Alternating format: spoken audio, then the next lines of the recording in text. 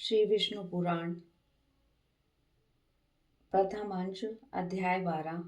ध्रुव की तपस्या से प्रसन्न हुए भगवान का आविर्भाव और उसे ध्रुवपद दान। श्री पराशर जी बोले, हे मित्र, यह सब सुनकर राजपुत्र ध्रुव उन ऋषियों को प्रणाम कर उस वन से चल दिया और हे द्विज, अपने को कृतकृत्य सा मानकर वह यमुना तटवर्ती अति पवित्र मधु नामक वन में आया। आगे चलकर उस वन में मधु नामक दैत्य रहने लगा था, इसलिए वह इस पृथ्वी तल में मधुवन नाम से विख्यात हुआ। वही मधु के पुत्र लवण नामक महाबली राक्षस को मारकर शत्रुघ्न ने मथुरा नाम की पुरी बसाई। जिस मधुवन में निरंतर देव देव श्री हरि की सन्निधि रहती है, उसी सर्व पापहारी तीर्थ में ध्रुव ने तपस्या की। मरीचि और मुनीश्वरों ने उसे जिस प्रकार उपदेश दिया था, उसने उसी प्रकार अपने हृदय में विराजमान निखिल देवेश्वर श्री विष्णु भगवान का ध्यान करना आरंभ किया। इस प्रकार हे विप्र, अनन्य चित्त होकर ध्यान करते रहने से उसके हृदय में सर्वभूत अंतर्यामी भगवान हरि सर्वतोभाव से प्रकट हुए। हे मित्र, योगी ध्रुव के चित्त में भगवान विष्णु के स्थित हो जाने पर सर्वभूतों को धारण करने वाली पृथ्वी उसका भार न संभाल सकी। उसके बाएं चरण पर खड़े होने से पृथ्वी का बायां आधा भाग झुक गया और फिर दाएं चरण पर खड़े होने से दायां भाग झुक गया। और जिस समय वह पैर के अंगूठे से पृथ्वी को दबाकर खड़ा हुआ, तो पर्वतों के सहित समस्त भूमंडल विचलित हो गया। हे महामुने, उस समय नदी नद समुद्र आदि सभी अत्यंत शुद्ध हो गए और उनके शोभ से देवताओं में भी बड़ी हलचल मची। हे मित्रे, तब याम नामक देवताओं ने अत्यंत व्याकुल हो इंद्र के साथ परामर्श कर उसके ध्यान को भंग करने का आयोजन किया। इंद्र के साथ अति आतुर कुष्मांडक नामक उपदेवताओं ने नाना रूप धारण कर उसकी समाधि भंग करना आरंभ किया। उस समय माया ही से रची हुई उसकी माता सुनीति नेत्रों में आंसू भरे उसके सामने प्रकट हुई और हे पुत्र, हे पुत्र, ऐसा कहकर करुणायुक्त वचन बोलने लगी। उसने कहा, बेटा, तू शरीर को भुलाने वाले इस भयंकर तप का आग्रह छोड़ दे। मैंने बड़ी बड़ी कामनाओं द्वारा तुझे प्राप्त किया है। अरे मुझ अकेली अनाथा दुखिया को सोच के वचनों से छोड़ देना तुझे उचित नहीं है। बेटा, मुझ आश्रयहीना को तो एकमात्र तेरा ही सहारा है। कहाँ सो 5 वर्ष का तू और कहाँ तेरा यह अति उग्र तप। अरे इस निष्फल कलेशकारी आग्रह से अपना मन मोड़ ले। अभी तो तेरे खेलने कूदने का समय है, फिर अध्ययन का समय आएगा, तदंतर समस्त भोगों के भोगने का और फिर अंत में तपस्या करना भी ठीक होगा। बेटा, तो सुकुमार बालक का जो खेल कूद का समय है, उसी में तू तपस्या करना चाहता है। तो इस प्रकार क्यों अपने सर्वनाश में तत्पर हुआ है? तेरा परम धर्म तो मुझको प्रसन्न रखना ही है। अतः तू अपनी आयु और अवस्था के अनुकूल कर्मों में ही लग, मोहों का अनुवर्तन न कर और इस तपस्या रूपी अधर्म से निवृत्त हो। बेटा, यदि आज तू इस तपस्या को न छोड़ेगा, तो देख, तेरे सामने ही मैं अपने प्राण छोड़ दूंगी। श्री पराशर जी बोले, हे मित्र, भगवान विष्णु में चित्त स्थिर रहने के कारण ध्रुव ने उसे आंखों में आंसू भरकर इस प्रकार विलाप करती देखा, तो भी उसने उसे नहीं देखा। तब, अरे बेटा, यहाँ से भाग, देख इस भयंकर वन में कैसे घोर राक्षस अस्त्र शस्त्र उठाए आ रहे हैं। ऐसा कहती हुई वह चली गई और वहां जिनके मुख से अग्नि की लपटें निकल रही थी, ऐसे अनेकों राक्षस गण अस्त्र शस्त्र संभाले प्रकट हो गए। उन राक्षसों ने अपने अति चमकीले शस्त्रों को घुमाते हुए उस राजपुत्र के सामने बड़ा भयंकर कोलाहल किया। उस नित्य योग युक्त बालक को भयभीत करने के लिए अपने मुख से अग्नि की लपटें निकालती हुई सैकड़ों स्यारियां घोरनाद करने लगी। वे राक्षस गण भी इसको मारो, काटो काटो, खाओ, इस प्रकार चिल्लाने लगे। फिर सिंह, ऊंट, मकर आदि के से मुख वाले वे राक्षस राजपुत्र को त्राण देने के लिए नाना प्रकार से गरजने लगे, किंतु उस भगवत आसक्त चित बालक को वे राक्षस, उनके शब्द, स्यारियां और अस्त्र शस्त्र कुछ भी दिखाई नहीं दिए। वह राजपूत एकाग्रचित से निरंतर अपने आश्रयभूत विष्णु भगवान को ही देखता रहा और उसने किसी की ओर किसी भी प्रकार दृष्टिपात नहीं किया। तब संपूर्ण माया के लीन हो जाने पर उससे हार जाने की आशंका से देवताओं को बड़ा भय हुआ। अतः उसके तप से संतप्त हो वे सब आपस में विचार कर जगत के आदि कारण शरणागत वत्सल अनादि और अनंत श्री हरि की शरण में गए। देवता बोले, हे देव अधिदेव जगन्नाथ परमेश्वर पुरुषोत्तम, हम सब ध्रुव की तपस्या से संतप्त होकर आपकी शरण में आए हैं। हे देव, जिस प्रकार चंद्रमा अपनी कलाओं में प्रतिदिन बढ़ता है, उसी प्रकार यह भी तपस्या के कारण रात दिन उन्नत हो रहा है। हे जनार्दन, इस उतानपाद के पुत्र की तपस्या से भयभीत होकर हम आपकी शरण में आए हैं। आप उसे तप से निवृत्त कीजिए। हम नहीं जानते वह इंद्रत्व चाहता है या सूर्यत्व, अथवा उसे कुबेर वरुण या चंद्रमा के पद की अभिलाषा है।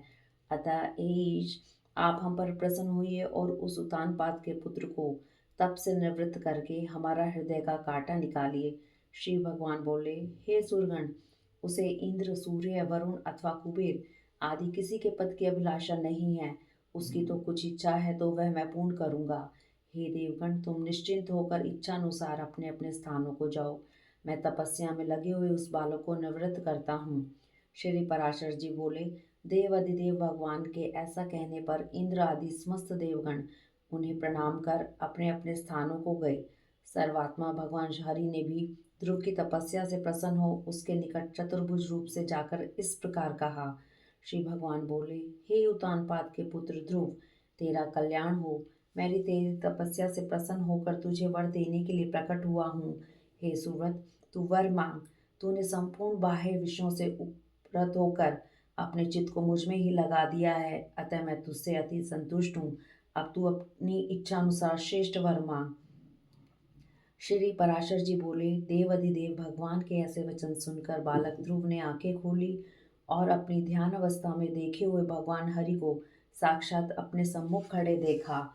श्री अच्युत को किरीट तथा शंख चक्र गदा शांख धनुष और खड़ग धारण किए देख उसने पृथ्वी पर सिर रखकर प्रणाम किया और सहसा रोमांचित तथा परम भयभीत होकर उसने देव देव की स्तुति करने की इच्छा की।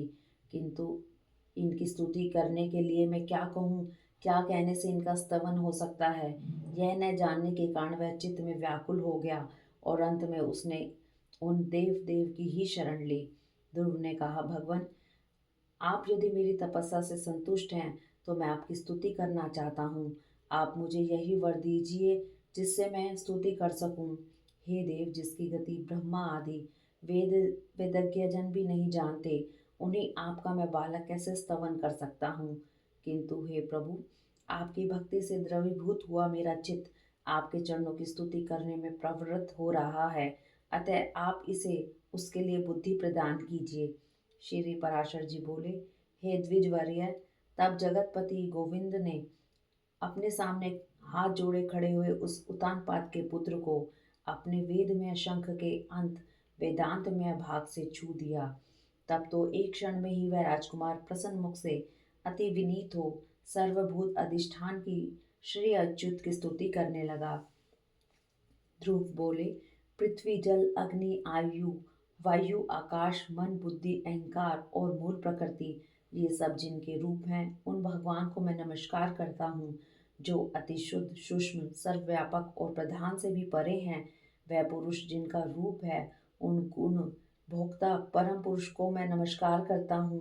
हे परमेश्वर, पृथ्वी आदि समस्त भूत गंध आदि उनके गुण बुद्धि आदि अंतकरण चतुष्टय तथा प्रधान और पुरुष से भी परे जो सनातन पुरुष है, उन आप निखिल ब्रह्मांड नायक के ब्रह्म भूत शुद्ध स्वरूप आत्मा की मैं शरण में हूँ।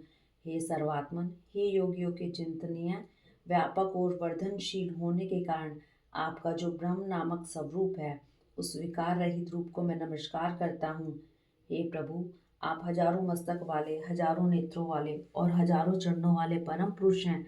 आप सर्वत्र व्याप्त हैं और संपूर्ण ब्रह्मांड को व्याप्त कर 10 गुण महाप्रमाण से स्थित हैं।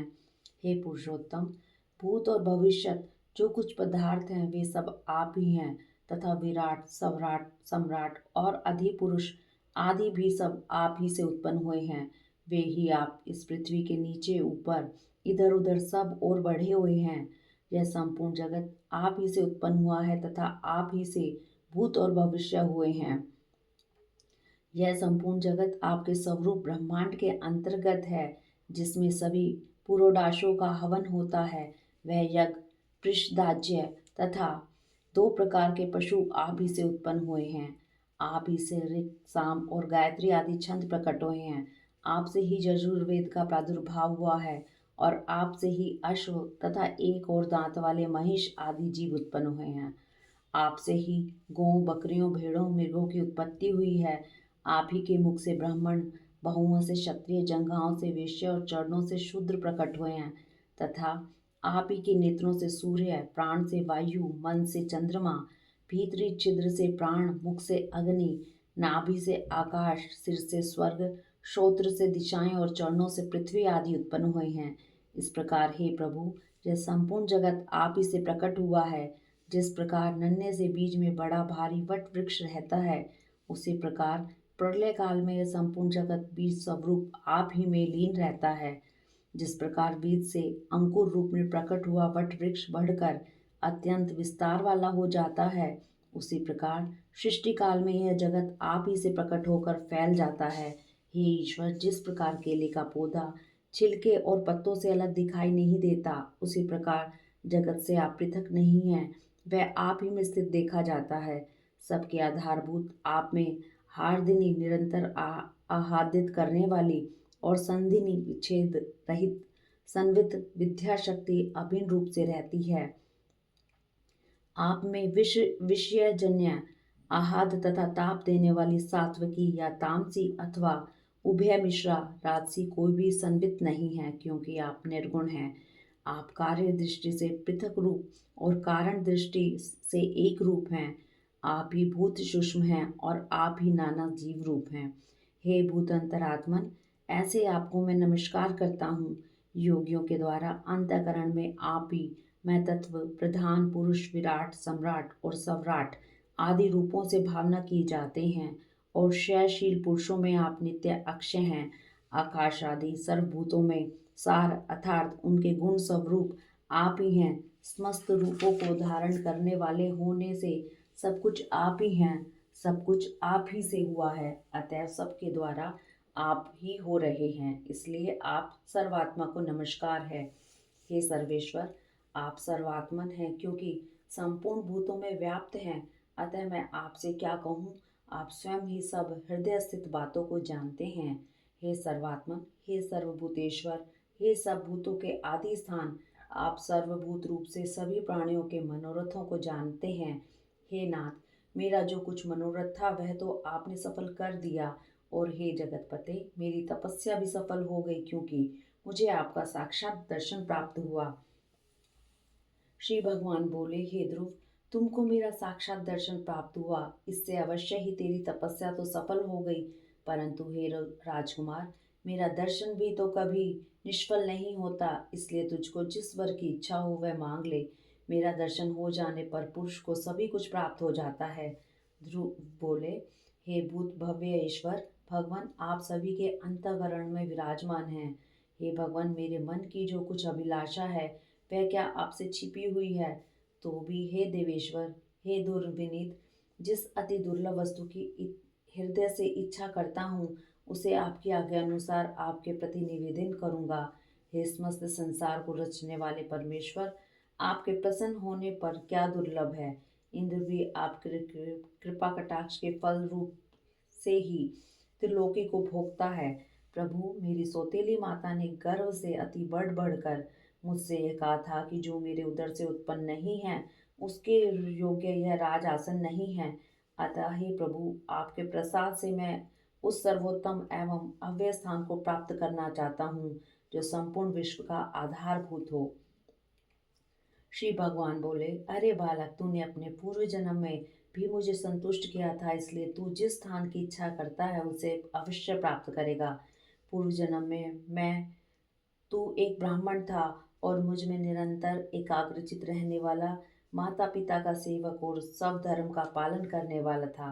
कालांतर में एक राजपुत्र तेरा मित्र हो गया। वह अपनी युवावस्था में संपूर्ण भोगों से संपन्न और अति दर्शनीय रूप लावण्य युक्त था। उसके संग से उसके दुर्लभ वैभव को देखकर तेरी ऐसी इच्छा आई थी कि मैं राजपुत्र हूँ। अतः हे ध्रुव, तुझको अपनी मनोवांछित राजपुत्रता प्राप्त हुई और जिन शंभु मनु के कुल में और किसी को स्थान मिलना अति दुर्लभ है, उन्हीं के घर में तूने उतानपाद के यहाँ जन्म लिया।